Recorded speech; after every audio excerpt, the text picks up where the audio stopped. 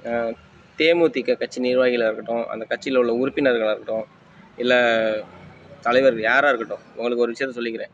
விஜயகாந்த் மேல எனக்கு தனிப்பட்ட முறையில அன்பும், மரியாதையும், பற்றும் எல்லாமே இருக்கு. பக்தி எல்லாமே இருக்கு. உங்கள விட நான் விஜயகாந்த் சின்ன வயசுலேருந்து அதிகமா நேசிச்ச ஒருத்தன்.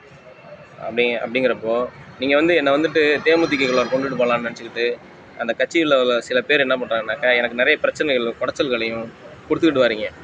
அது மட்டும் இல்லாம ஓவரா கேலி செய்றது, கிண்டல் செய்றது, அதெல்லாம் பண்றீங்க. என்னுடைய பேங்க் அக்கவுண்ட் நான் வரவு செலவு குடுக்குறதெல்லாம் நெறைய லாக் பண்ணியிருக்கீங்க. நீங்க பண்றதெல்லாம் பண்ணிட்டு, நீங்க திமுக காரங்க பண்ணாங்க, அந்த கட்சிக்காரங்க தான் பண்ணாங்க அப்படிங்கிற மாரியெல்லாம் என்ன வந்து திசை திருப்பலாம் அப்படின்னு நெனச்சுக்கிட்டு இருக்கீங்க தேமுதிக காரங்க. விஜயகாந்துக்கு மேல எனக்கு அன்பு, மரியாதை, பற்றும் இருக்கு. நான் அப்படியே வந்துட்டு என் பாணியில நான் போய்கிட்டு இருக்கேன்.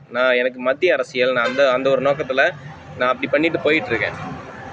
தமிழக அரசியல்ல ஒரு புரிதல் ஏற்படணும் இளைஞர்கள் மத்தியில. அத தான் நான் பண்ணிட்டு இருக்கேன். நீங்க அனாவசியமா என்ன வந்து தேமுதிகவுல கொண்டு வரணும்னு சொல்லி சில தப்பான விஷயங்கள பண்ணிட்டு இருக்கீங்க.